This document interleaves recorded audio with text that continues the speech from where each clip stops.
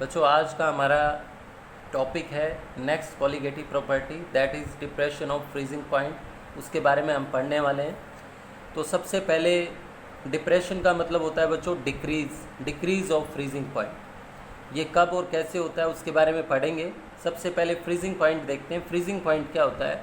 Freezing point किसी भी substance के लिए वो टेम्परेचर है बच्चों जिस पर उसकी सॉलिड और लिक्विड फॉर्म का वेपर प्रेशर इक्वल हो जाएगा। Freezing point of a substance is the temperature at which solid and liquid form of the substance have same vapour pressure. बच्चों अगर आप ये सोच रहे हैं कि सॉलिड फॉर्म का वेपर प्रेशर नहीं होता है तो मैं आपको बता दूं वेपर प्रेशर हर सब्सटेंस का होता है बच्चों।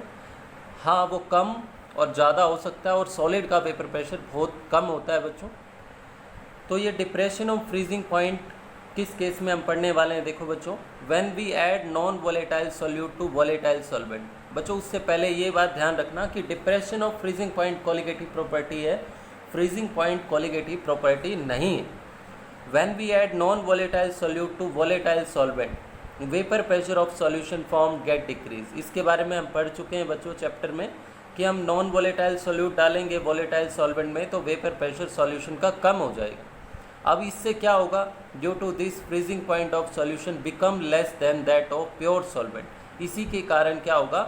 फ्रीजिंग पॉइंट सॉल्यूशन का कम हो जाएगा बच्चों, और इससे आप क्या बोलते हैं? Depression in freezing point. अब ये कम क्यों हुआ बच्चों?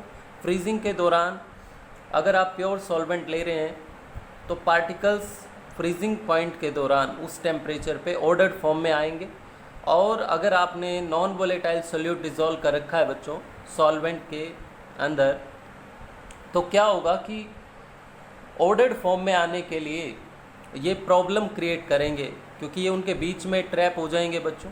तो हमारे को टेम्परेचर ज़्यादा डिक्रीज़ करना पड़ेगा उसको ऑर्डर्ड फॉर्म में यानी कि फ्रीजिंग पॉइंट पे पहुंचने के लिए, और वो डिक्रीज़ इन टेम्परेचर क्या कहलाता है बच्चों? Depression in freezing point. Depression in freezing point. बच्चों अगर ग्राफ प्लॉट किया जाए वेपर प्रेशर और टेम्परेचर के बीच में, तो मैं सबसे पहले सॉलिड सॉल्वेंट के लिए इसको देखता हूँ कि अगर मैं टेम्परेचर डाउन करता हूँ तो सॉलिड सॉल्वेंट का वेपर प्रेशर जो है बच्चों वो बहुत ज़्यादा फास्टली डिक्रीज़ करेगा बच्चों, ठीक है।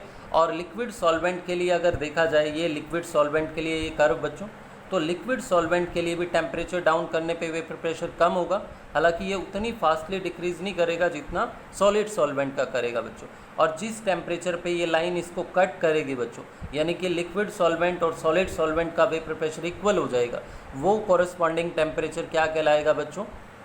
Freezing point of that solvent, ठीक है।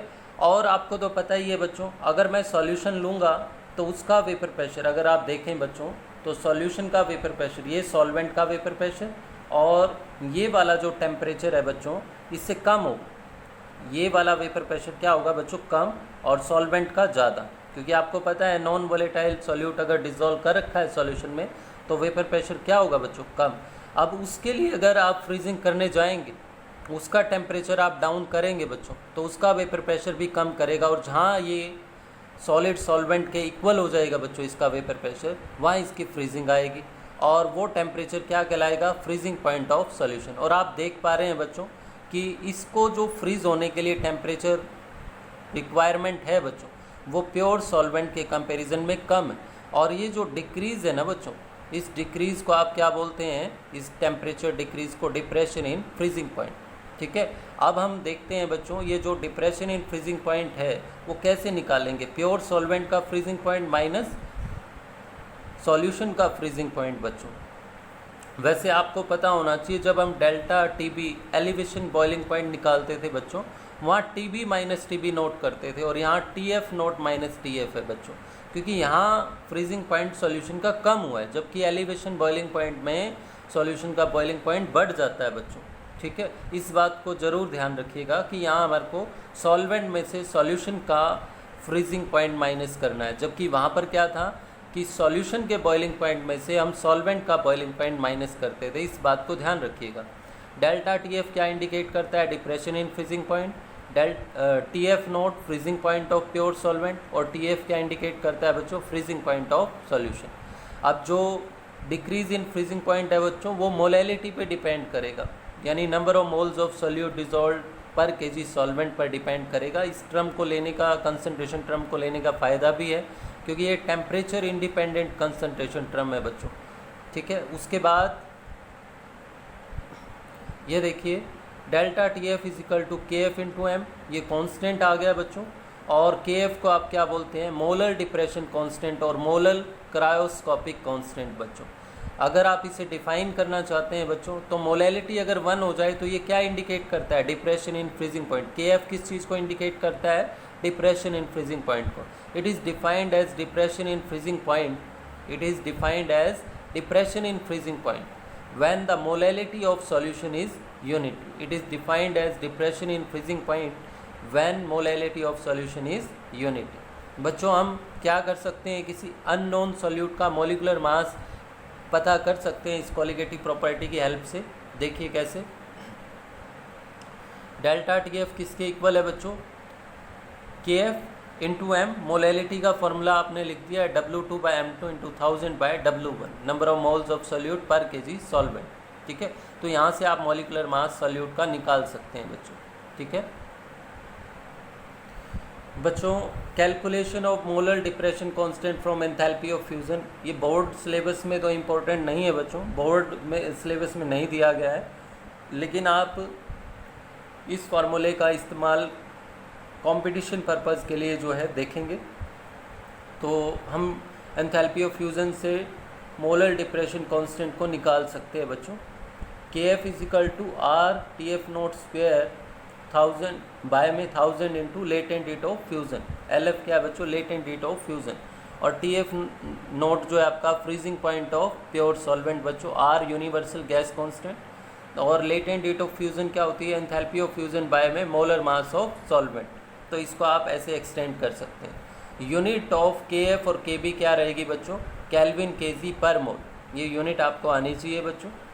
उसके बाद how can you say that depression in freezing point and elevation in boiling point are colligative property. बच्चों आपको पता है जैसे डिक्रीज इन फ्रीजिंग पॉइंट किसके डायरेक्टली था, मोलैलिटी। और मोलैलिटी का मतलब क्या है, number of moles of solute dissolve per KG solvent. तो मोल्स के, क्योंकि ये डायरेक्टली है बच्चों, नंबर ऑफ मोल्स पर डिपेंड करती है। ऐसे ही हमारा एलिवेशन इन बॉइलिंग पॉइंट वो भी मोलैलिटी के डायरेक्टली है, यानी number of moles of solute पर डिपेंड करता है। इसलिए बच्चों ये दोनों प्रॉपर्टी कैसी हैं, कोलिगेटिव प्रॉपर्टी, क्योंकि हमने डेफिनेशन पढ़ी थी कि those properties which depend whose value depend upon number of moles of solute और number of particles of solute but not upon nature. तो इसलिए हम कह सकते हैं कि ये कोलिगेटिव प्रॉपर्टी है बच्चों। उसके बाद what is the importance of depression of freezing point बच्चों in making anti freeze solution और in melting of ice on roads. हम इस कोलिगेटिव प्रॉपर्टी के जो है एप्लीकेशन देखते हैं बच्चों।